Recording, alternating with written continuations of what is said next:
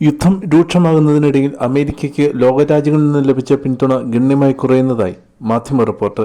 ലോകരാജ്യങ്ങളെ ഒപ്പം നിർത്താൻ ട്രംപിന് നന്നായി ഉയർക്കേണ്ടി വരുന്നുവെന്നാണ് നിലവിലെ സാഹചര്യങ്ങൾ വ്യക്തമാക്കുന്നത്. യുദ്ധം ആരംഭിച്ച ദിവസങ്ങളിൽ ചൈനയും നാറ്റോ രാജ്യങ്ങളും നൽകിയ പിന്തുണ ഇപ്പോൾ ലഭിക്കുന്നില്ല എന്നതാണ് വസ്തുത. ഹോർമുസ് വഴി ഗതാഗതം മുടങ്ങി ആഗോള എണ്ണ വിപണിക്ക് തീപിടിച്ചതോടെയാണ് ലോകം മൊത്തത്തിൽ ട്രംപിനെതിരായത്.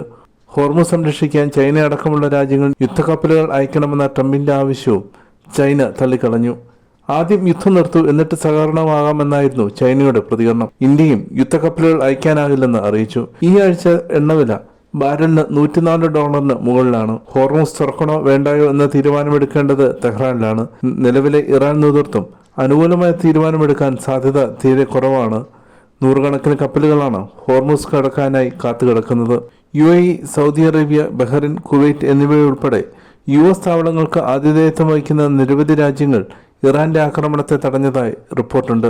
വർദ്ധിച്ചുവരുന്ന സംഘർഷങ്ങൾക്കിടയിൽ യുദ്ധം ഉടൻ അവസാനിപ്പിക്കുമെന്ന് US പ്രസിഡന്റ് ഡൊണാൾഡ് ട്രംപ് ശുഭാപ്തി വിശ്വാസം പ്രകടിപ്പിച്ചു.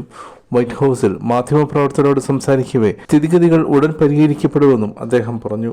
യുദ്ധം നിർത്തുന്നതിനായി ഇറാൻ സമീപിച്ചുവെന്ന US പ്രസിഡന്റ് ഡൊണാൾഡ് ട്രംപിന്റെ അവകാശവാദം ഇറാന്റെ പരമോന്നത നേതാവിന്റെ ഇന്ത്യയിലെ പ്രതിനിധി അബ്ദുൽ മജീദ് ഹക്കീം ഇലാഹി തള്ളിക്കളഞ്ഞു.